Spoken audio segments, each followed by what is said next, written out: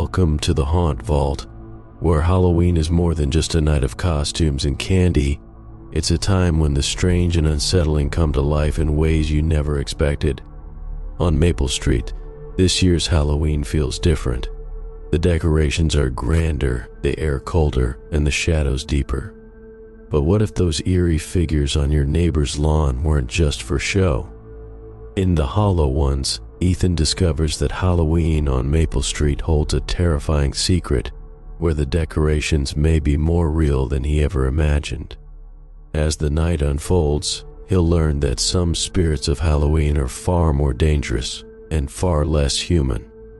Join us, if you dare, and remember, on this night, not everything is as it seems. Halloween had always been a quiet affair on Maple Street, the kind where the biggest commotion came from the sound of children in costumes running from house to house, eager to fill their bags with candy. The houses were modestly decorated, with pumpkins on porches and the occasional cobweb draped across a doorway. But this year, something was different. Ethan leaned against his living room window, watching the night unfold. The air outside was cool, the autumn chill creeping into the cracks of his old house. He'd lived here for years, long enough to know everyone on the block. But recently, neighbors had started disappearing. Some sold their homes and left without a word. Others simply vanished. It was strange, but he never thought too much of it. People moved on, lives changed. Tonight, his attention was drawn to the house across the street.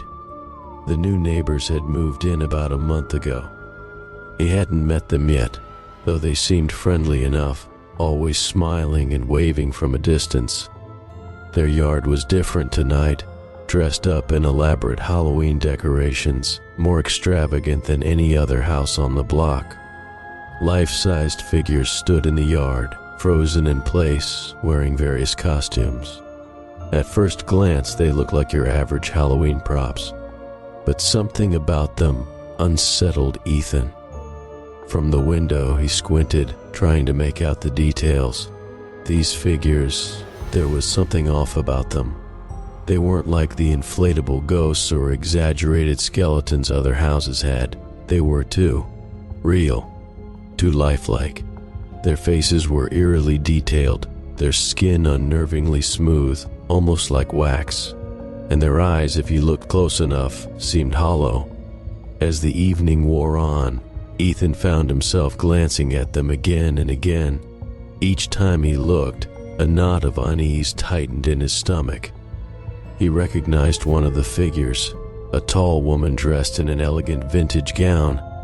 That face, it looked like Mrs. Johansson, the woman who lived 2 doors down. But Mrs. Johansson had moved out weeks ago, hadn't she? He shook his head, trying to clear the thoughts. It was just a decoration, but why did it look so much like her? Unable to shake the feeling, Ethan threw on his coat and stepped outside. The night was quiet, save for the distant laughter of children and the rustle of leaves in the wind. He crossed the street, drawn to the yard like a moth to a flame. The closer he got, the more details emerged. The figures weren't props. They were people. People he recognized.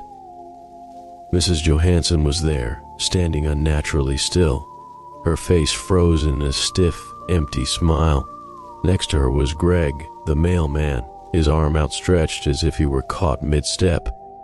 His mouth was open, as though trying to shout, but no sound came.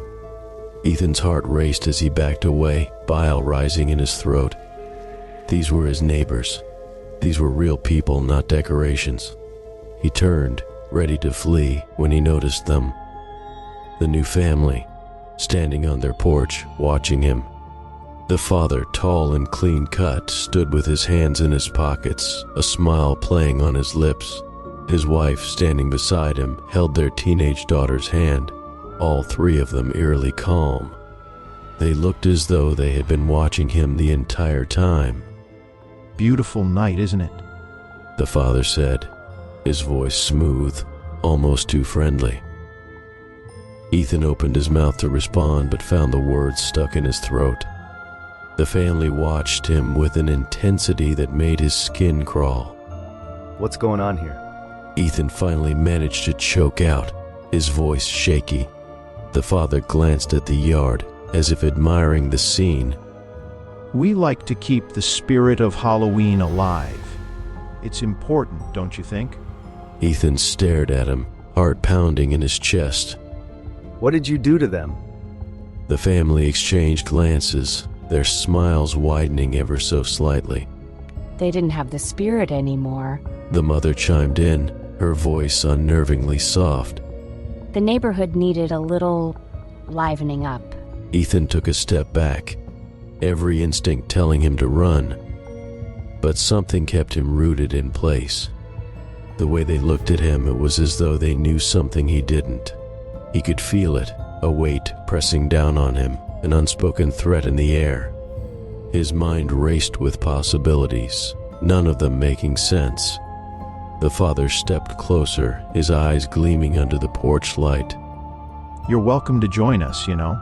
It's important to keep the neighborhood lively. Ethan didn't wait to hear more. He turned and bolted back to his house, slamming the door behind him.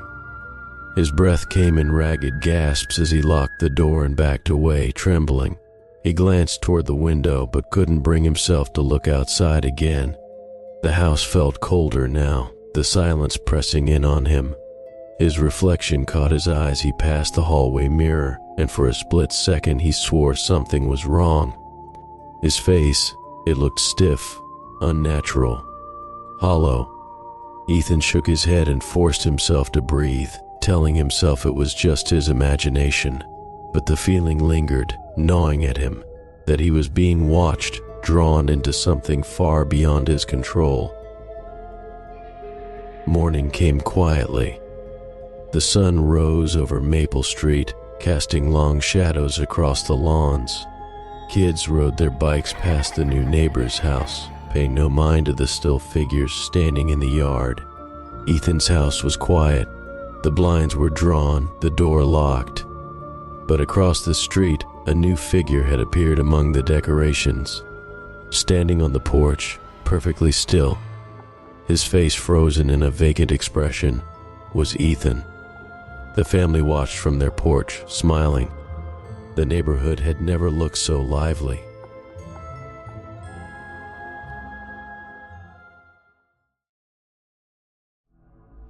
And so ends the tale of the Hollow Ones, a Halloween night where the spirit of the holiday was kept alive in ways no one could have imagined. Ethan may have been too late to escape, but the neighborhood?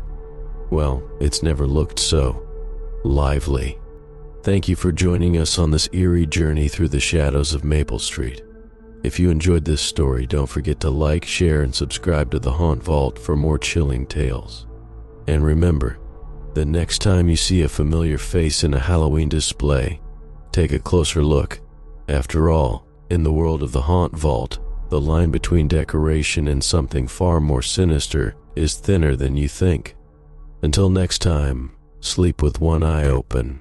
You never know what might be watching.